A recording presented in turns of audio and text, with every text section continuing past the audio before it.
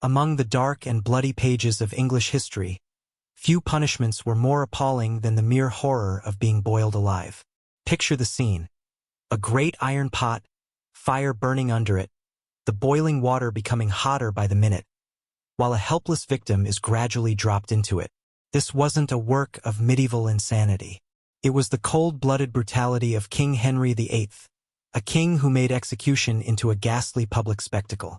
Today, we travel back to one of the most frightening pages of Tudor justice: death by boiling. Henry didn't merely sign a new law into effect in 1531. He called into being a horror. The act for poisoning provided that whoever was convicted of murder by poison would be put to death in a manner so horrific that even calloused witnesses would shudder with fear. At the center of this sinister law are two sad figures: Richard Roos, a chef whose destiny was made by misplaced allegiance, and Margaret Davy, a teenage kitchen maid whose demise became a gruesome warning in Tudor England kitchens. They were sentenced to die alike, drowned in boiling water as onlookers gazed, their faces stiff with horror. But this is not a tale of ancient torture alone. It is a tale of power, a tale of fear, a tale of a king so fixated on control that he was willing to turn the system of justice into an arena of suffering. In Henry's court, the paranoia about poison went so deep that kitchens were crime scenes, and food tasters were added staff. Behind each royal feast was an undercurrent of suspicion. The year 1532 was a chilling landmark for English criminal law, not due to advancing but due to punishment. Parliament, intimidated by royal power, endorsed a means of execution so horrific that it was invoked merely twice in English history. And that infrequent application tells us more than any book of laws ever has. What would compel a king to such frightful extremes? Henry VIII lived in terror, haunted by enemies from outside and traitors within. His rebellion against the Roman Catholic Church had made him a target. Poison, the silent killer, was his greatest fear. In reaction, he didn't merely strengthen his security, he reformulated the very laws of the land. They weren't mastermind conspirators or battle-hardened criminals.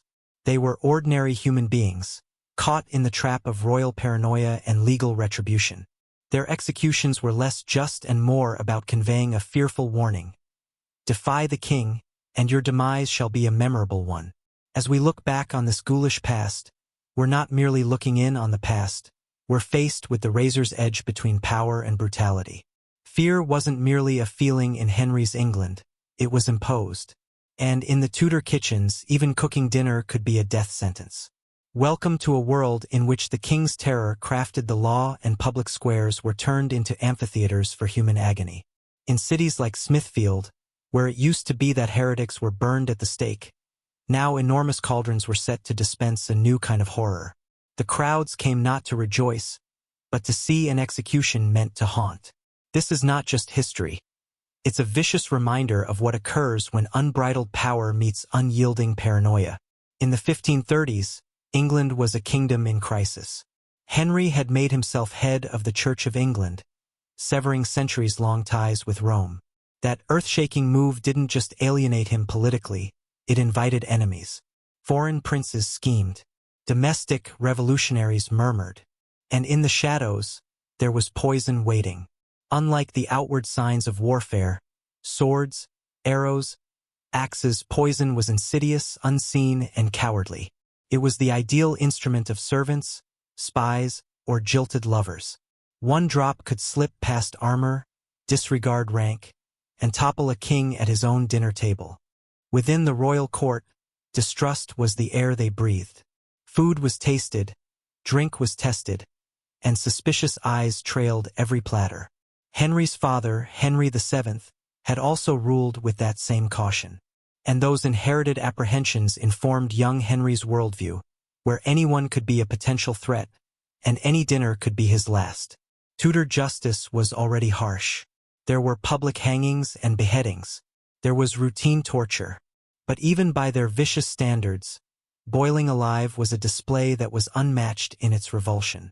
It was not so much killing the man as instilling terror. Terror so profound it would resonate down through the centuries. The reasoning for this savagery was grotesque but calculated. Treason? Off with your head. Theft? Off with your hand. But poisoning was treachery by stealth. It might kill many with one deed. And in Henry's mind that required an equally deadly reaction. Even among the king's own circle, there were reservations. Reformers such as Thomas Cranmer feared what example such brutality would establish. But Henry's will was law. And in 1531, Parliament, afraid to stand against it, enacted the Act for Poisoning with hardly a whisper of dissent. The law was unequivocal and horrifying. Poisoners who were convicted would be put into a cauldron and submerged in cold water, which would then be gradually warmed up. This wasn't an instantaneous beheading. It was torturous by design, intended to serve as a warning to the executed. Historical accounts record the preparations. Great vats needed to be forged to accommodate a human body. Fires were lit. Platforms were constructed. Notices were put up. These executions became public spectacles, choreographed with all the ceremony of a royal procession. The selected site for execution, Smithfield, was no accident. This field just outside the city walls of London had been used for centuries as a site of punishment. Heretics had been burned here. Criminals had been hanged. Now the fire would simmer rather than burn, but the message was the same. Here the state cleansed itself of evil.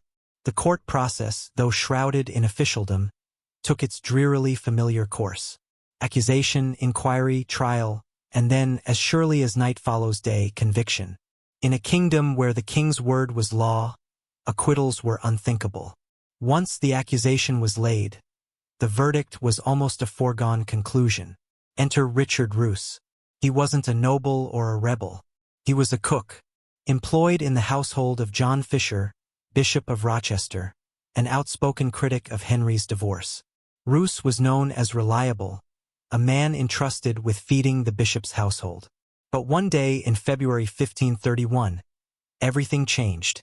That morning, porridge was served to the household in the usual manner. In the evening, 17 individuals were assaulted by violent illness. Twisting in agony, vomiting, having seizures. 2 of them died. One was a poor woman who had arrived at the bishop's house in search of charity. The circumstantial evidence all led to one conclusion: poison. And all fingers quickly pointed to Roos. Whether he did it alone or on command has been debated for centuries. Was he bullied by the bishop's enemies? Did he do it spontaneously? Was he a fall guy? Roos himself provided contradictory accounts, each more muddled than the next. But the Tudors did not wait for enlightenment. Their questioning was brutal. Torture and bullying confused truth with staying alive. Whatever the true motive, Roos's destiny was already signed long before his cauldron was ignited. Eventually, Richard Roos admitted, in fact, he had added poison to the porridge. But what he actually used is a secret gone to eternity. The political significance of this case was tremendous. Bishop John Fisher, whose life Roos may have threatened, was already a marked man for opposing King Henry VIII's controversial divorce. Whether Roos intended to harm the bishop or not, the incident handed Henry a perfect excuse to display his authority in the most chilling way. The outcome was never in doubt. Roos was tried by judges handpicked by the king, under laws drafted not for justice but for conviction. There were no contemporary defenses such as reasonable doubt or protections of the law for the accused. The moment he was accused, his destiny was actually sealed. Eyewitnesses from the time provide conflicting descriptions of Roos during his last few days. There are those who remember a man bracing himself for what was to come, while others speak of sobbing cries for clemency. But they all agree on one thing: he knew that his demise was not just about retribution. It was a message. He would not just be killed. He would be made into a symbol, a warning carved into body and mind. In the charged political atmosphere, mercy was a luxury they could not afford. Henry had to make a point.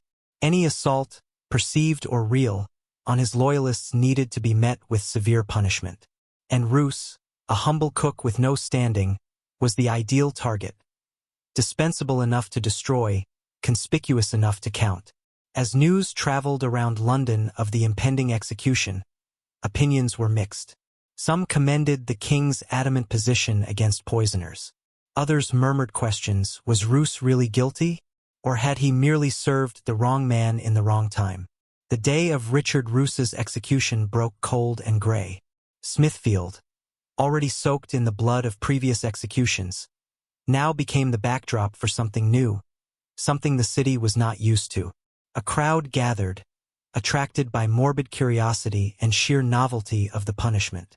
Death machinery had been meticulously set up. A huge, specially forged cauldron hung over a fire pit. Chains, pulleys, and platforms enabled precise manipulation. There was nothing left to chance. For the moment, a macabre thrill filled the air, until the harsh reality dawned. This was no beheading or hanging. It wasn't quick. It wasn't comfortable. It was far worse. Roos was led out in shackles, accompanied by priests who delivered last prayers. Through the terror that confronted him, he was said to have remained calm, though few could question the fear that he must have endured. He uttered a few words to the assembled crowd, but his remarks, along with much of his life, are gone into the fog of history. And then the worst happened. Roos was dipped into the cauldron, not boiling water, but cold water. That gruesome detail, recorded in court documents, shows the true nature of the cruelty of the punishment. His death would not come quickly. It would be slow. He would endure every second of creeping heat, every swell of agony. As the flames crackled to life under the cauldron, the atmosphere in the crowd changed. What had been ghoulish curiosity gave way to outraged silence. Even in a time of familiarity with brutality, this was something other, something amiss. Witnesses from the day speak of women swooning. Pregnant women ran from the spectacle. The screaming, the churning, the sickening odor. It was too much even for those hardened to blood. The execution lingered. Every second took an eternity. In contrast to other capital punishment meant to bring swift closure, this was crafted to extend suffering to the victim and to the ones who were compelled to witness it. Dry official documents, scrawled in the neat Tudor hand of clerks, documented the time of death. But no accountancy could ever fully convey the extent of suffering that was unleashed. Nor could any account explain the effect on those who had seen it. The crowd dispersed quietly as the smoke cleared. There were no cheers, no pie vendors or ale vendors, no celebratory din. What happened at Smithfield that day didn't sit well as justice. It seemed like a peek into much worse, something that made individuals question the world they inhabited. A whole decade would go by before England's second and last boiling execution. In 1542, the cauldron was resumed for Margaret Davy. Her own life, as well, is steeped in tragedy, and takes place in a world still controlled by royal paranoia and legislation that had become callous to cruelty. Margaret Davy was hardly older than a child when she entered service in a domestic household. This was a usual route for many young women of her class, an escape from the parental home, earning money, acquiring skills, and eventually marrying. She could not have dreamed that it would take her to Smithfield. The home where she worked was characteristic of Tudor times. The housewoman managed the household, while a few servants did the cooking, cleaning, and childcare. It was a stern, hierarchical universe, where a servant lived only by the whim of their masters. One day, Margaret cooked a meal, as she had done many times before, but something went terribly awry. A number of members of the household violently ill. Panic gave way to accusation. Poison was again suspected, and so, the old equipment of suspicion roared back into action. The investigation followed the same blueprint set during Roos's case. Those closest to the food were immediately under scrutiny. Margaret, young, vulnerable, and likely terrified, quickly became the focus. By every modern standard, she would seem an unlikely suspect. But in Henry VIII's England, suspicion alone could be a death sentence. Her interrogations were muddled and contradictory. Was she confused? Guilty? Just afraid? The truth may never be known. But it hardly mattered. Tudor methods of interrogation, brutal, coercive, usually savage, were meant to get compliance, not truth. Good answers were all but impossible in these circumstances. No poison was discovered. No motive ever established. No witnesses appeared. Evidence against Margaret Davy was constructed on shadows. But in a land governed by terror, shadows were sufficient. King Henry VIII's paranoia had infected every corner of the Tudor legal system, and Margaret Davy's case reflected just how far that influence had spread. Unlike Richard Roos, Margaret had no political connections, no enemies in court, no grand conspiracy driving her alleged crime. Her supposed offense seemed personal, an isolated incident born of some grievance, not part of a larger threat. If anything, her situation should have called for leniency. But Henry's law left no space for subtlety. It saw no distinction between politics and private wrongdoing. And like Roos before her, Margaret was tried with a verdict already scripted. Crown-faithful judges presided in judgment, sworn to statutes designed to assure conviction. A just defense was never possible. The verdict had been rendered long before she said one word on her own behalf. Accounts of Margaret's last days depict a spooky portrait. A young woman, hardly more than a girl, completely swamped by the power around her. She clung to hope until the last moment, thinking perhaps her youth, her visible terror, or mere mercy would move the king. But in 1542, there was not much hope remaining in Henry's England. The king had aged, become more suspicious, and much more cruel. Margaret's destiny was another tool of royal intimidation, testimony that gender and age provided no safeguard from Tudor justice. Her execution would prove the last occasion that the boiling law was implemented, and its most memorable.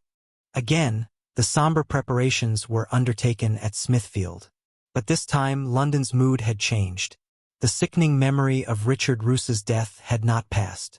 Rather, it lingered over the city like a bad dream. The crowds that assembled were thinner, more uncertain. Curiosity had given way to fear. Margaret was brought onto the scaffold in absolute terror. Unlike Roos, who had been able to maintain some semblance of composure, Margaret's fear was apparent. Her screams for mercy resounded through the crowd, and her youth only added to the public's unease. What ensued was not justice. It was agony, naked for everyone to witness. The same terrible procedure was followed. She was chained, submerged in cold water, and the flames were ignited beneath her. Yet the response was different this time. What had once stunned spectators into silence now repelled them in wholesale fashion. People started to depart before the execution was complete. Some couldn't look. The terror had gone too far even for Tudor England. Witnesses also remembered the crowd was significantly smaller than it had ever been. Rumors had circulated about what was to happen, and many who would have come just to see it avoided coming. The taste for outlandish punishment was waning. Even the officials looked like they couldn't wait to get it done. The ceremony was accomplished with hasty, mechanical precision. Less out of reverence, more out of embarrassment. Religious leaders, who usually take their cue at times like these, went through the motions with a mute air of discomfort. The usual declarations regarding divine retribution were hardly spoken above a whisper. Even they seemed unsettled by what was happening. Margaret Davy's death was a turning point. The cruel mix of her innocence, her youth, and the barbarity of her punishment sent shockwaves that would move through England's moral and legal conscience. For once, the threat tactic had misfired. The mob departed not stirred to compliance, but shaken, stilled, and in question about everything they had just seen. The horror spilled over from Smithfield. Throughout London, the news spread quickly. But rather than rejoicing in the king's righteousness, public reaction was one of profound unease. The law that was intended to intimidate had instead shocked to horror the same people it was intended to dominate. It was the start of the demise of Henry's most draconian legal creation. After Margaret was executed, something new occurred. People began to speak up. Not loudly, not yet, but through silent resistance. Church leaders started preaching sermons that subtly underscored mercy, redemption, and restraint, an indirect but unmistakable rebuke of the king's policy of justice. Even those in the legal fraternity started getting apprehensive. Judges and lawyers who had previously implemented the king's will unflinchingly now started questioning what they had done. For the very first time, their allegiance to the crown came into conflict with their own conscience. Within Parliament, there were whispers of reform.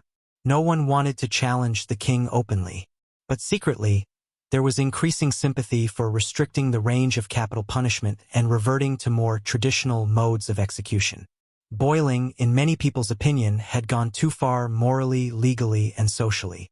There were also pragmatic issues. Boiling a person alive was costly. The cauldrons were specially constructed. Fires needed to be carefully contained. Whole days of civic functioning were interrupted to produce these horrific spectacles. City officials questioned whether the cost, both financial and human, was justified by what it conveyed. Foreign ambassadors had long been appalled by Henry's savage punishments. News of these show trials reached European royal courts, sullying England's international reputation. The king's personal phobias were now a liability to his foreign relationships. Diplomacy and reputation counted, and heating people alive in public squares didn't improve either. And then there were the silent victims. Executioners, judges, and soldiers, those responsible for enacting these punishments, started showing signs of trauma. The psychological impact of being part of such inhuman acts was no longer so easily dismissed. Doctors and clergy observed the distress, not only among officials, but among members of the public as well.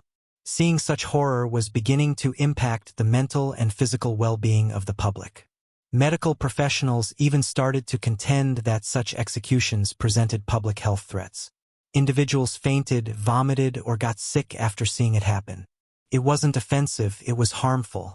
Worst of all, the policy failed on its own terms. The law had been meant to frighten off poisoners, but data indicated no significant reduction in such offenses. The fright hadn't abated the issue. Rather, it had produced a new one, widespread revulsion. By the mid-1540s, Henry VIII had lost interest in the boiling law altogether. Wars, politics, and other royal matters engaged his attention. The horrid cauldron rusted. The legal tool, formerly waved with pride, gathered dust. And before the king's own death in 1547, the process of legal reform began. Parliamentary voices, previously stifled by fear, were now rising up. The succession of Henry's son, Edward VI, provided a chance to reform the laws of the kingdom. The boiling statute was discarded in secret, abandoned as a shadow of a more sinister past. Edward VI Regency Council, dominated by pragmatically minded nobles who had long been uncomfortable under Henry VIII's more savage policies, wasted little time rewriting the worst of the old regime's laws. High on their list was the notorious boiling statute. Repeal in 1547, just a few months after Henry's death, met with virtually no opposition, even from those who had once stood loyally behind the late king. The repeal was worded deliberately neutrally. No explicit condemnation of Henry personally, but the implication was clear. This kind of monstrous punishment would no longer find a place in English law. The speed of the repeal was a testament to how thoroughly disgusting the law had made everyone, from common citizens appalled at what they had seen, to court officials who had carried out the law with great reluctance. Edward's legal reforms were not merely policy. They were course correction. Capital punishment continued to be the norm, but more traditional methods were emphasized. Cruel by today's standards, yes, but they were less theatrically cruel than boiling. This was a conscious moving away from the more nightmarish pages of Henry's reign. Throughout Europe, the reaction was universally positive. English ambassadors were more warmly welcomed at foreign courts, where the shift from excessive punishment was interpreted as a return to civilized government. Legal thinkers started formulating initial theories about proportional justice, ideas that were primitive, but profoundly shaped by the horrors of Henry's reign. As a part of this change, the equipment of boiling execution was destroyed. The enormous cauldrons were melted, scaffolds were disassembled, and the procedural records erased from official records. It was more than the repeal, it was an act of erasure, a symbolic purging of a blemish on English law. Those who had presided over these executions did not go on trial, but their own careers were brought to a quiet end. Their actions left them as reminders of a system which England was keen to abandon. The repeal did more than alter the law. It initiated a wider re-examination of justice, punishment, and authority that would resonate throughout the Tudor dynasty and beyond. The executions of Richard Roos and Margaret Davy would become synonymous with untrammeled royal power. Legal reformers often referred to them as cautionary tales, proof of what will occur when fear supplants fairness, and cruelty is state policy. Their executions didn't safeguard anyone or deter future offenses. They were sacrifices to paranoia, not justice. Psychological wounds created by their execution lasted long afterwards. There are contemporary accounts of a discernible dip in the public's interest in executions. What was previously seen as gruesome entertainment now troubled people. This display of boiling forced English society to confront a discomfiting question. What is the real purpose of punishment? Over time, these dreadful acts were interpreted as lessons. Judges and lawyers learned from them not as law, but as warnings. The notion that legal professionals should adhere to ethical standards, even in the face of political pressure, was a central theme in English legal education, which was partly grounded in the aftermath of Henry's darkest hours. Internationally, England's reputation was tarnished. For generations, diplomats had been forced to explain their country's moral high ground by citing the very reforms that had eliminated Henry's most egregious laws. The meticulous records of these executions, as gruesome as they were later made into key texts for scholars examining the perilous intersection of law and power. Culturally, the memory survived.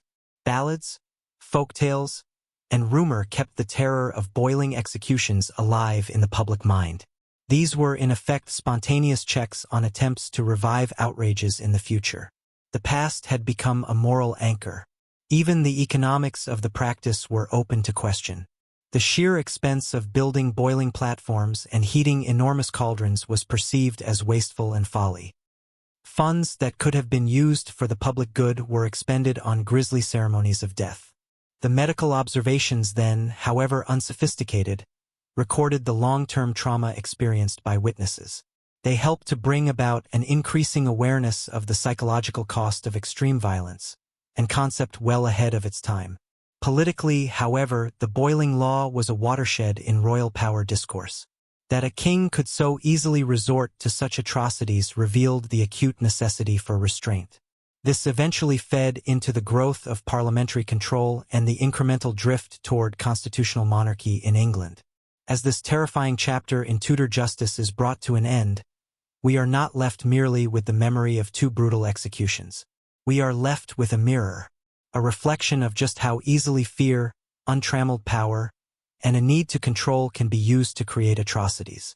The victims, Richard Roos and Margaret Davy, were not merely victims of a savage law.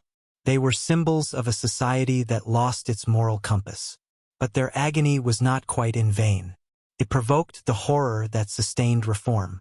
Their names were battle cries for centuries of legal development. Their deaths ensured that a line was drawn, a line beyond which English justice would not once more cross. The repeal of the boiling law was a turning point, not just in the history of the law, but in a nation's moral evolution.